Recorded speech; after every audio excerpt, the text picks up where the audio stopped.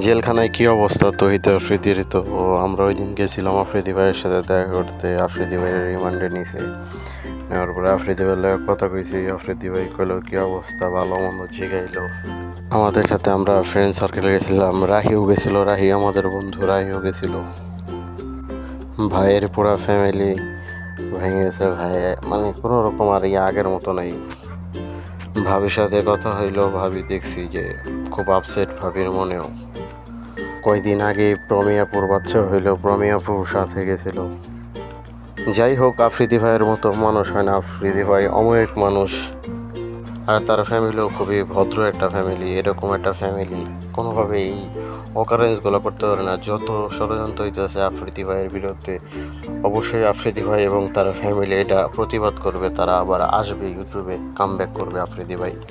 আমরা সেই আশায় অপেক্ষায় আছি, আফ্রিদি ভাই আমাদের সামনে আবার আসবে, আবার কামব্যাক করবে। আফ্রিদি ভাইকে নিয়ে আমরা আবার ঘুরবো, চলবো, ফিরবো। আফ্রিদি ভাই আবার ভিডিও বানানো শুরু করবে, সেই আশায় আমরা আশাবাদী।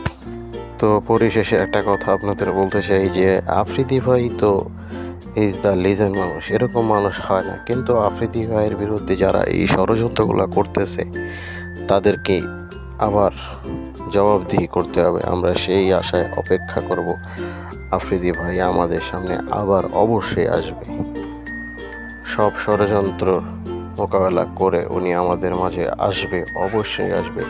তো পরিশেষে আপনার জন্য দোয়া ও ভালোবাসা রইল ভাই। আমরা চাই আপনি আমাদের মাঝে আবার ফিরে আসুন, আপনি আবার আমাদের সামনে আসবেন ইনশাআল্লাহ।